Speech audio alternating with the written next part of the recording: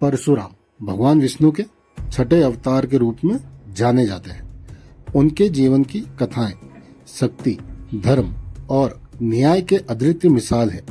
इस कथा में हम उनके जीवन के उस प्रसंग को जानेंगे जब उन्होंने सहस्त्र अर्जुन जैसे अत्याचारी राजा का अंत किया और पृथ्वी पर धर्म की स्थापना की।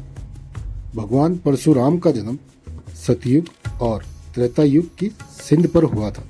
उनके पिता ऋषि जमदग्नि और माता रेणुका धर्म के प्रति निष्ठावान और तपस्वी थे। उनका जन्म केवल साधारण बालक के रूप में नहीं बल्कि विष्णु के अवतार के रूप में हुआ था। उनका उद्देश्य था अधर्म का नाश करना और धर्म की पूर्ण स्थापना करना। सहस्त्र अर्जुन, जिनका असली नाम कार्तिवीर अर्जुन था, महेश्वमती नगरी के राजा थे। उनकी शक्ति का स्रोत शिवजी का वरदान था।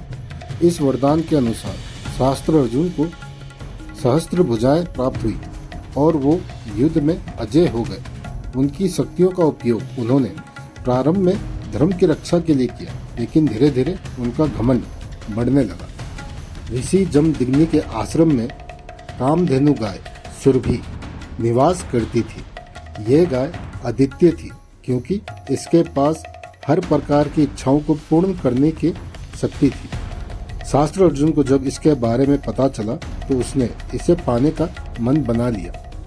एक दिन शास्त्र अर्जुन अपने सैन्य बल के साथ ऋषि जमदग्नि के आश्रम पहुंचा। उसने ऋषि से कामधेनु गाय मांगा, लेकिन ऋषि ने उसे देने से इनकार कर दिया।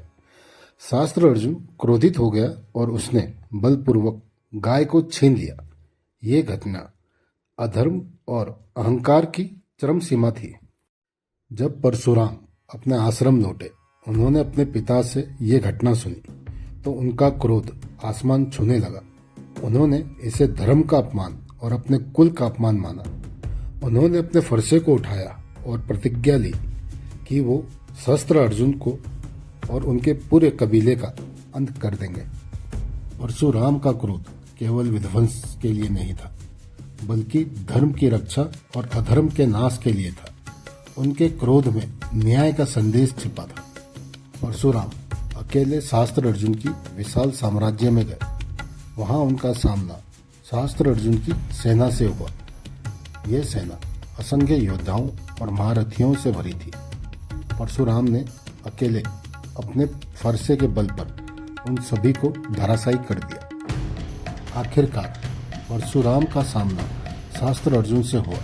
सहस्त्र अर्जुन ने अपनी सहस्त्र भुजाओं से परशुराम पर वार करना शुरू किया, लेकिन परशुराम के फरसे की शक्ति के आगे उसकी कई भुजाएं टिक नहीं पाई।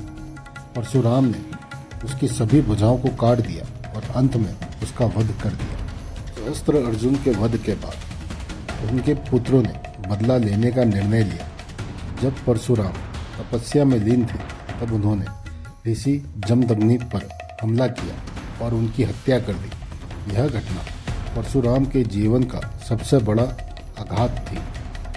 अपने पिता की मृत्यु से दुखी होकर परशुराम ने प्रण लिया कि वो पृथ्वी को 21 बार क्षत्रियों से मुक्त करेंगे।